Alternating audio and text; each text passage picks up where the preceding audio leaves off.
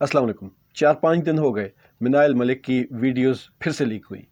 मैंने इस पे जानबूझकर व्लॉग नहीं किया, क्योंकि पहले भी जब भी मैंने किसी ऐसे बंदे के ऊपर तनकीद की जो कि मेरा हक बनता है एज ए पाकिस्तानी, और पाकिस्तानी कौम की फ़िक्र करने के लिए ये मेरा हक बनता है, क्योंकि इसी कौम में हमारे भी बच्चे, हमारे भी जो बहन भाई हैं, वो इसी कौम में, इसी माशरे में पल बढ़ कर बड़े होंगे। जिस तरह आप अपना घर साफ़ करते हैं, आप अपना कमरा साफ़ करते हैं, अपना वाशरूम साफ़ करते हैं, इसी तरह अपने मुल्क को भी साफ़ रखना इंतहाई ज़रूरी है, अगर तो आपको अपनी नस्लों को बचाना है। अगर आपका ताल्लुक़ ऐसी नस्लों से जहाँ पे इन चीज़ों का ख्याल नहीं रखा जाता, तो ये आपका राइट है, क्योंकि ये जमहूरियत है। यहाँ जो बंदा जैसा चाहे वो रह सकता है, लेकिन अपनी चार दीवारी में, अपनी डोमेन में, अपना जो उसका एक हल्का है, उसमें ये नहीं हो सकता कि आप अपनी ये जो जमहूरी आपका हक है उसको सबके ऊपर मुसलत करें।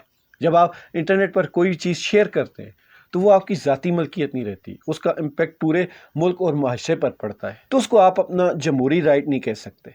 हाँ, आप किसी चीज़ पर आवाज़ उठाएं जो वाकई में मुल्की लेवल का इशू हो, माशरती इशू हो, या कोई ऐसी चीज़ जो आपके साथ जुल्म हो रहा हो, तो आप उस पर आवाज़ उठाएं।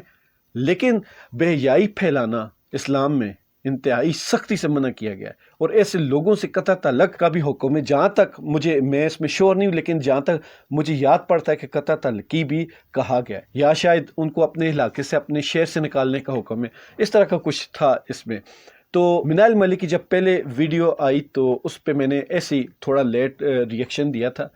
तो जब उनका जो वेलकम बैक वाली एक वीडियो आई थी, तब मैंने उनसे थोड़ा सख्ती से उनके ऊपर तनकीद की थी कि देखें, हादसा किसी के साथ भी हो सकता है, पहली गलती किसी की भी माफ़ हो सकती है, पहली जो होती है वो गलती होती है।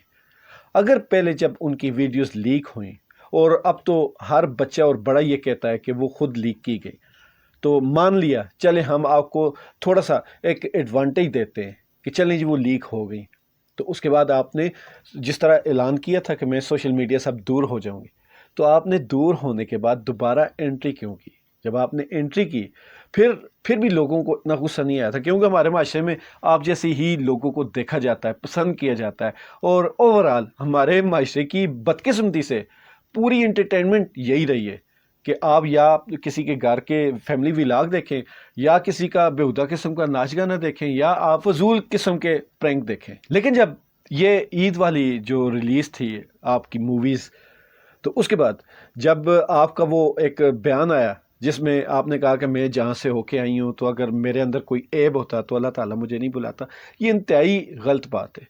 देखें, बहुत सारे व्लॉगर के मैंने व्लॉग देखे, उन्होंने ये बात क्लियर कर दी कि काबिल जाना ये कोई स्टैंडर्ड नहीं है कि आप वाकई में जन्नती हो गए या आपके सारे गुनाह धुल गए। कुछ हदीसों में कहा गया, लेकिन वो बंदे का पूरा एक पैकेज होता है।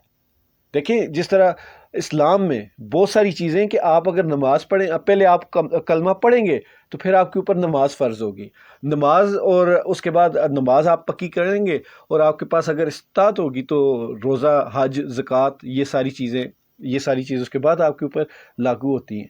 और एक दूसरी चीज़ कि जब आप अल्लाह की राह पर चलते हैं तो फिर वो नज़र आता है। आप जिस तरह आजकल ये एक ट्रेंड बन चुका है कि आप वीडियोस बनाएं, अपनी फैमिली को दिखाएं, आप बेहूदगी फैलाएं, बेहयाई फैलाएं, उसके बाद जाकर एक उम्रा कर रहे हैं, और उम्रा भी टोटली आपका एक पैकेज होता है अपनी वीडियोस को वायरल करने के लिए। तो आप वो इस तरह का एक डिजिटल सोशल मीडिया वाला उम्रा कर रहे हैं, और उसके बाद आके वापस वही सारा कुछ आप शुरू कर दें। जिस तरह हमारे यहाँ होता है कि रमज़ान सीज़न में जितनी भी हमारी ये अदाकाराएँ होती हैं वो रमज़ान शो पे आ जाती हैं, और जैसे ही रमज़ान ख़त्म होता है सर से दुपट्टे उतरते हैं, फिर वही रंग में रंग जाती हैं।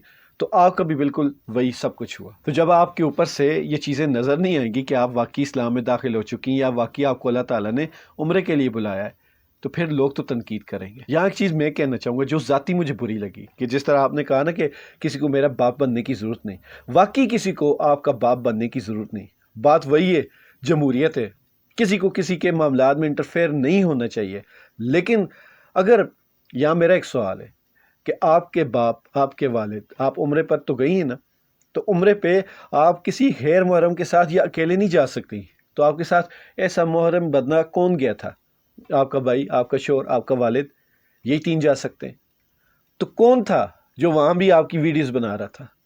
अगर वाकई में आपका बाप होता تو یقین مانیں پورے معاشرے کو آپ کا باپ بننے کی ضرورت قطعاً نہیں تھی.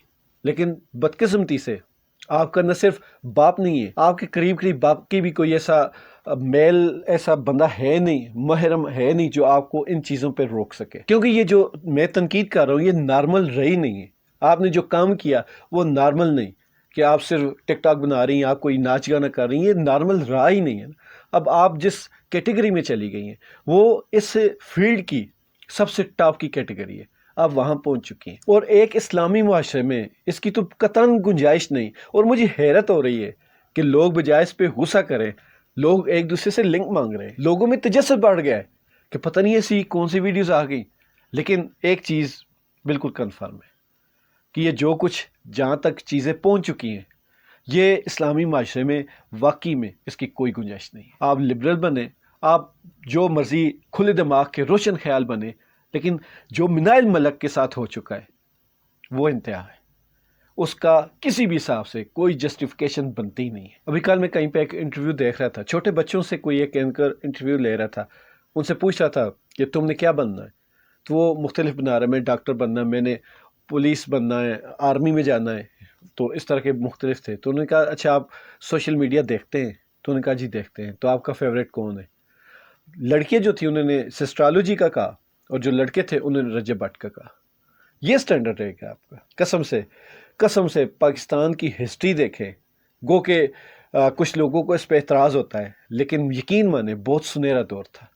ایسے ایسے لکھاری تھے، ایسے ایسے دانشور تھے کہ آج اگر ہم ان کی بات کریں تو لوگوں کو یقین نہ آئے کہ واقعی میں پاکستان میں یہ سب کچھ تھا.